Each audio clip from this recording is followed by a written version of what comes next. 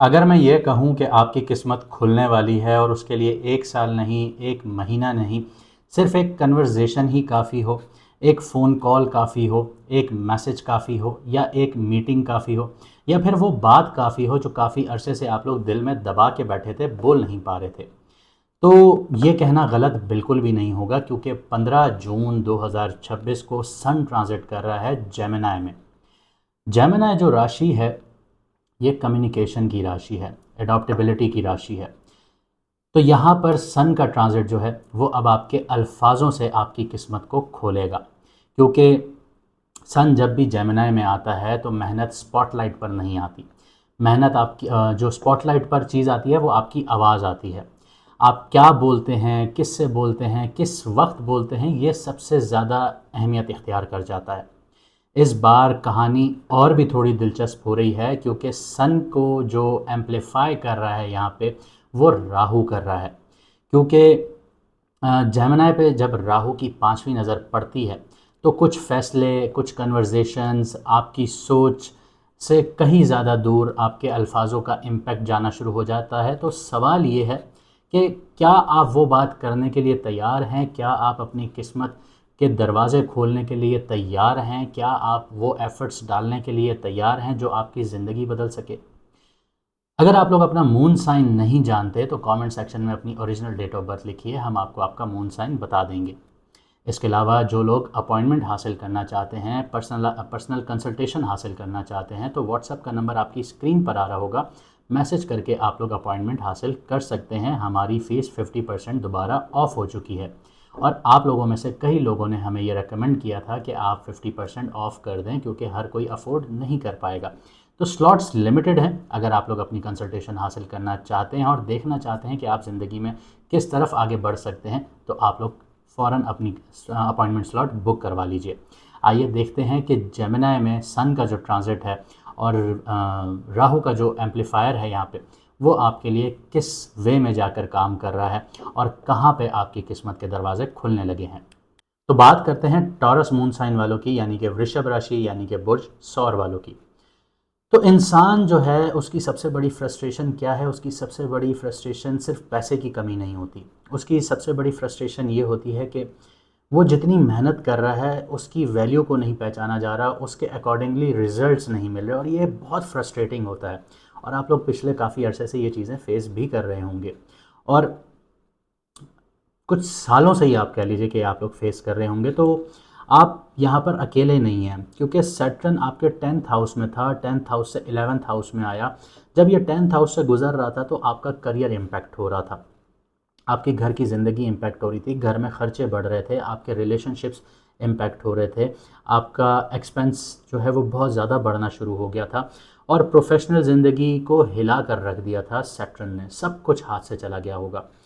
कुछ लोगों को पोजीशंस लूज़ करनी पड़ी होंगी, कुछ के लिए कॉन्फिडेंस लूज़ हुआ होगा और कुछ के जो हैं अपनी ज़िंदगी में आप ये कह लीजिए कि सवाल पूछना शुरू कर दिया होगा कि मैं मेहनत जितनी कर रहा हूँ उसका रिज़ल्ट क्यों नहीं मिल रहा, मैं कहाँ जाऊँ, मैं क्या करूँ। बस इस तरह की एक डिप्रेसिव सिचुएशन से आप लोग गुज़रे, हेल्थ भी आप लोगों की ख़राब हुई।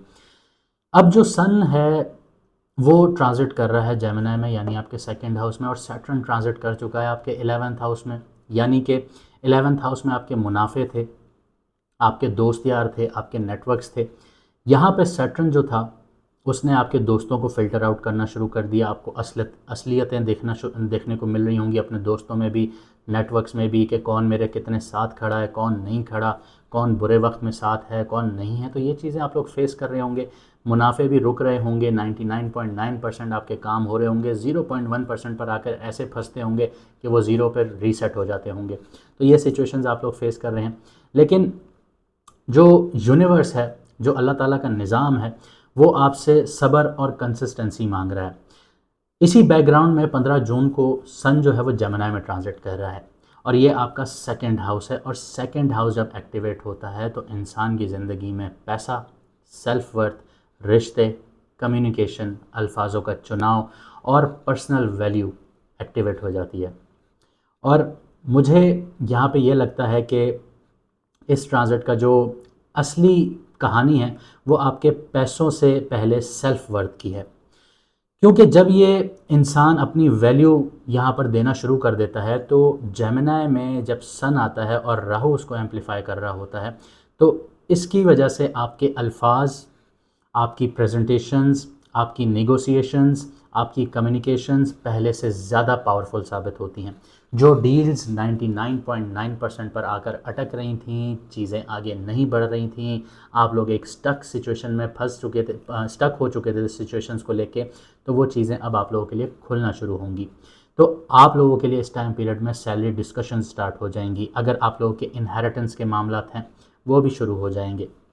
बिज़नेस डील्स आप लोगों को मिलना शुरू हो जाएंगी। क्लाइंट्स की मीटिंग्स आप लोगों के लिए फ्रूटफुल साबित होना शुरू हो जाएंगी। लेकिन इस ट्रांजिट का जो सबसे ये कह लीजिए कि इंटरेस्टिंग पहलू जो है, वो आपका सेकंड हाउस से रिफ्लेक्शन जो पड़ती है, वो आपके 8th हाउस पर पड़ती है। 8th हाउस सिर्फ इनकम का घर नहीं होता, बल्कि आपके पैसों के साथ साथ रिलेशनशिप भी बदल रहा होता है। आप अपनी वैल्यूओं को ये कह लीजिए कि किस नज़र से देखते हैं, ये बहुत इम्पॉर्टेंट हो जाता है। आप क्या डिज़र्व करते हैं और किस चीज़ के लिए कॉम्प्रोमाइज़ करते हैं, ये तमाम सवालात जून के सेकंड हाफ में आप लोगों को ज़्यादा क्लियर होना शुरू होंगे। कुछ लोगों के लिए फाइनेंशियल रिकवरी के चैप्टर स्टार्ट हो जाएंगे। पैसा जो रुका हुआ था वो आना शुरू हो जाएगा, क्योंकि जैसे अगर आप लोगों ने वीनस की सीरीज़ देखी, जुपिटर की सीरीज़ देखी, तो ये सारे प्लैनेट्स अब अनफोल्ड होना शुरू हो गए हैं। पहले ये आपको एक डिप्रेसिंग सिचुएशंस में ले आए थे, डिप्रेसिव टाइम्स आप लोगों ने फेस किया, लेकिन अब सारे प्लैनेट्स खुलना शुरू हो रहे हैं। तो अब ये चीज़ें आप लोगों के लिए फ्रूटफुल होना शुरू हो जाएंगी। और यहाँ पर जो 8th हाउस एक्टिव होता है, तो यहाँ पर आप लोगों के इनहेरिटेंस के मामलात एक्टिवेट हो जाते हैं। जिन लोगों के इनहेरिटेंस के मामलात फंसे हुए हैं, वो एक्टिव हो जाएंगे, उनको प्रॉपर्टीज़ भी मिल सकती हैं और आप लोग आउटशाइन भी कर सकते हैं। इसके अलावा जिन लोगों के शेयर्ड रिसोर्सेज हैं, वहाँ पर भी आप लोगों को फ़ायदा मिलेगा, क्योंकि आप लोगों के 4th हाउस में जुपिटर है। तो जो लोग प्रॉपर्टी के लिए इंतज़ार कर रहे हैं, प्रॉपर्टी हासिल करना चाहते हैं, उनके यहाँ पे चैप्टर्स खुल जाएंगे और बहुत अचानक से मिलेगा, समझ में भी नहीं आएगा कि ये कैसे हुआ। तो आपकी ज़िंदगी का जो पैसा है वो अब आना शुरू हो जाएगा, शेयर रिसोर्सेज मिलना शुरू हो जाएंगे। आपके अगर आप लोग मैरिड हैं, इन लॉज से आप लोगों को फ़ायदा होना शुरू हो जाएगा। बिज़नेस में आपकी वर्थ बढ़ेगी, यानी पैसा भी बढ़ेगा, वर्थ भी बढ़ेगी। आप लोगों की जो अल्फाज हैं, इसका चुनाव बहुत अच्छा होना चाहिए, क्योंकि सेकंड हाउस जो है वो अल्फाजों का चुनाव है। अगर आप लोगों का सेकंड हाउस ख़राब है और आप लोग बदतमीज़ी करते हैं, गाली गलौज करते हैं, तो ये ट्रांजिट उल्टा इम्पैक्ट दिखाएगा। तो इस चीज़ पर बहुत काबू पाइएगा।